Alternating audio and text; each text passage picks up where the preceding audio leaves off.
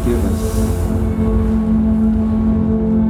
Forgive this generation of carnals and perverts who see truth only in science, yet your word they brand as lies. A generation where sex is the true expression of love. Lord, rain down mercy from above. A society that upholds carnal content, yet contents with the spread of the gospel. Every day we strive to add value to life, neglecting the very being who gave us life. Forgive us, Lord, forgive us. Father, forgive us. Forgive this generation of confused heads who are quick to blame you for every bad occurrence, yet slow to walk in obeisance. Forgetting our experiences are only a reaction of our actions. We are a generation that paints a picture of the perfect world, missing the bigger picture, God at the center. We are a generation that has lost our way. Help us find it, Lord, help us find it. And so, Father, forgive us. Forgive this generation of hypocrites who call themselves Christian only to fill out a form when it says religion. But then it's back to the ordinary living, once a wild church going. A generation of Christians who do not walk in the knowledge of who they are and what they possess.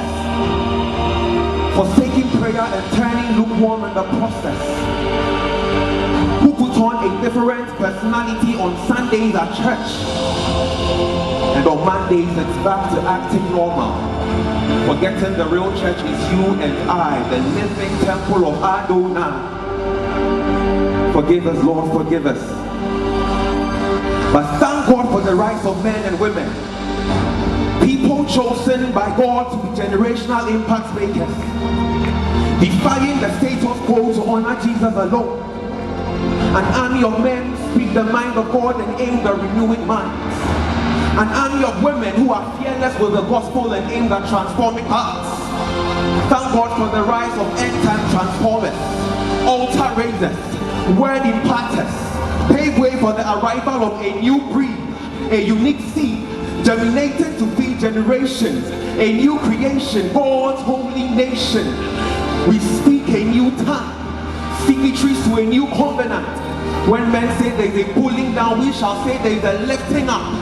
To understand us by human standards is to misunderstand us from the start. Not to say that we are flawless, for we may have as many flaws as the Villaggio, yet God still deems us fit to trigger a revival. In the midst of a cacophony of stubbornness and foolishness, there's a circle of the Holy Spirit calling on men to join the train of generational impact makers. Time is running out. We are ready to change our generation. The question, however, remains, is are you? And for those of you who for one reason or the other think that you are inadequate to ever be used by God, just understand that you are chosen.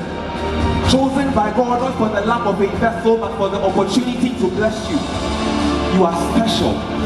A special piece in God's grand puzzle, marked for a task for which you are truly able. Now God chose you for He sees something you do not know, the extent of your potential. So don't you ever feel like, I cannot do it. For if God says you can, then my brethren, you've got to believe it. Jeremiah chapter 1 verse 5. Before I formed you in the womb, I knew you. Before you were born, I sanctified you. See, you were chosen before you were born, equipped for a battle already won. God will not and cannot give you a task He has not prepared you for. Your end was predestined by Him. For this He has called you, so respond to the call.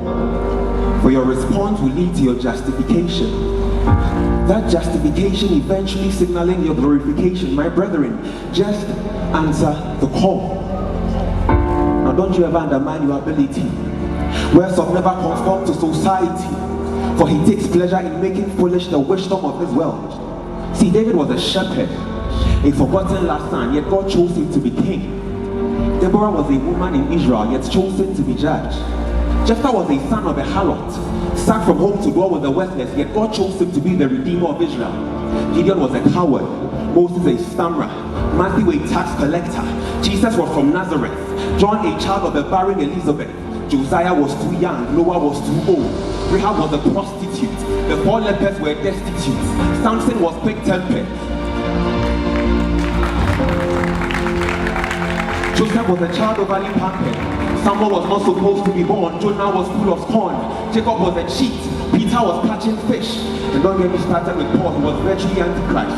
Yes, I'm certain when God saw all these, all he said were just 3 words, and so what? See, he doesn't call you because you are qualified, he calls you so that you be qualified. In Romans chapter 8 verse 30, we are only justified after we've been called, and not called because we are justified. So all God needs is that you say yes, turning a blind eye to your perceived unworthiness, a willing heart, forsaking all unholiness, then the rest is his to do. For he who has called you by name will never put you to shame. So make that confession today. Declare that, Lord, I am ready, so use me. I may not feel up to the task, but if you say it is me you want, then Lord, it is me you are going to get. Shekina.